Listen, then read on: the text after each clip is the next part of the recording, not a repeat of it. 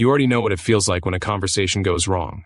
You said something, the other person heard something completely different, and suddenly there's this invisible wall between you. You replay it later in your head, wondering what you could have said differently. And the worst part is, it keeps happening.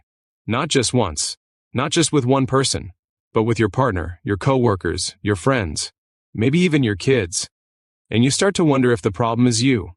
It's not, but it might be the habits you never knew you had. Here's something that changes everything when you finally see it. Trust between people is not built in big dramatic moments. It's not built during the apology or during the long emotional conversation. It's built or it's broken in the tiny, ordinary moments of every single day. The way you respond when someone is talking, the pause before you speak, the look on your face when you hear something you disagree with. These micro moments are silently deciding whether people feel safe around you or not. And most people have no idea this is happening. Now, before we go deeper, if what you're hearing right now is already making you think about a relationship in your life that feels off, a connection that used to feel easy but now feels hard, know that we have related programs linked in the video description below. People who don't invest in understanding how communication actually works tend to keep losing the relationships and opportunities that matter most to them. Don't let that be you. The information down there won't wait for you forever. Go check it out now, and then come back because we have a lot to cover. Let's talk about the real pain first. Because I don't want to just throw tips at you, I want you to feel seen right now. Think about how it feels when you're in a conversation with someone and you can just tell they're not really listening. Their eyes drift, they start forming their response before you've even finished your sentence. They nod, but it's hollow. And you walk away from that conversation feeling worse than before you started, feeling invisible, like what you said, what you feel, didn't really matter to them. Now flip that. You've probably made someone feel that way too, not because you're a bad person, but because no one ever taught you what real listening actually looks like. They taught you math, they taught you history, but they never sat you down and showed you how to make another human being feel genuinely heard. That skill right there is one of the most powerful trust-building habits that exists, and almost nobody does it well. Here's what deep listening actually looks like. When someone is talking to you, your entire job in that moment is to understand them, not to fix, not to respond, not to relate their story back to your own experience. Just to understand. And when they pause, instead of jumping in, you ask a question that shows you were paying attention. Something like, what did that feel like for you? Or, how long had that been building up? Those kinds of questions do something almost miraculous. They make the other person feel like they matter. And when people feel like they matter to you, they begin to trust you. Deeply, automatically.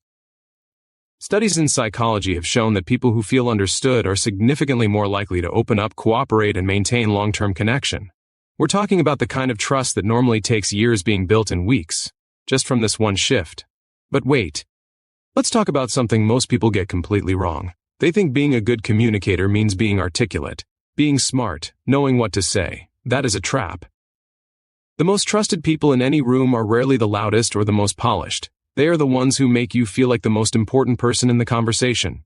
That's it. That's the whole game. Now here's where it gets uncomfortable. Because if you've been relying on being impressive instead of being present, every relationship in your life has quietly been paying the price for that. Your friendships might feel surface level. Your romantic relationship might feel like two people living parallel lives. Your professional relationships might feel transactional. And all of it can be traced back to communication habits that are creating distance instead of closeness. Let's talk about something called consistency in tone. This is a big one. You might say all the right words, but if your tone is cold, rushed, or dismissive, the other person only hears the tone. They don't trust the words, they trust the feeling. And if your feeling says, I don't have time for this, or I'm frustrated, or I think you're being dramatic, no amount of polished language is going to cover that up. People feel what you actually mean. Always. The flip side of this is extraordinary. When your tone is consistently warm, even when you're tired, even when you're stressed, even when you disagree, people start to feel safe around you in a way that is almost impossible to explain. They come to you with things they haven't told anyone else. They protect you in conversations when you're not there. They advocate for you. They trust you with things that matter. And all of it starts with something as simple as the warmth in your voice during an ordinary Tuesday conversation. Let's talk about validation, not fake validation, not agreeing with everything someone says. Real validation is acknowledging that someone's experience makes sense given how they see the world. You can completely disagree with someone and still validate them. And when you do, something shifts. The defensiveness drops, the walls come down, and suddenly you're in a real conversation instead of a standoff. Most relationships fail not because of the big fights. They fail because of the thousands of small moments where one person felt dismissed and never said anything. Until one day they stopped trying altogether. You've probably been there. You know exactly what that quiet withdrawal feels like, whether you are the one pulling away or the one watching someone pull away from you. Here's the thing about trust. Once it's damaged, rebuilding it costs 10 times more energy than it would have taken to maintain it in the first place. So the real question is not how do I fix what's broken? The question is what daily habits will I commit to so that things never get that broken again? Let's talk about accountability and communication. This is the habit that separates people who are deeply trusted from people who are tolerated. When you say something that lands wrong, when you make a mistake in how you communicate, the fastest trust-building move you can make is to own it clearly and quickly. Not with excuses, not with a justification, just with a clean, direct acknowledgement. And then a genuine effort to do it differently. People don't expect perfection. What they expect is that you care enough to try. And when they see that you care, when they see that you're willing to be uncomfortable in order to protect the relationship, that is when trust goes from fragile to unshakable. Think about the people in your life you trust most. They probably aren't the ones who never made mistakes. They're the ones who showed up honestly when they did. The compounding effect of these daily habits is something that will quietly transform every area of your life.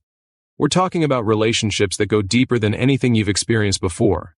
Professional opportunities that come from being the person people genuinely want to work with.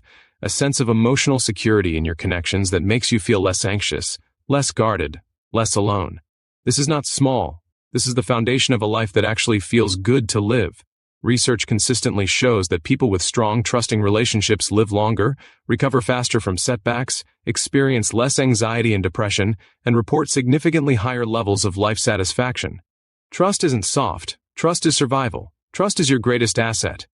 And here's the hard truth. This doesn't happen by accident. It doesn't happen from watching one video and nodding along. It requires committed, daily practice. It requires someone willing to go deeper, willing to do the real work. If you're that person, everything you need to start that journey is linked in the video description below. The people who act on this today, the ones who don't put it off until the relationship is already in crisis, those are the ones who look back a year from now completely transformed. Don't be the person who waits until there's nothing left to save. The resources are right below this video. Go there now.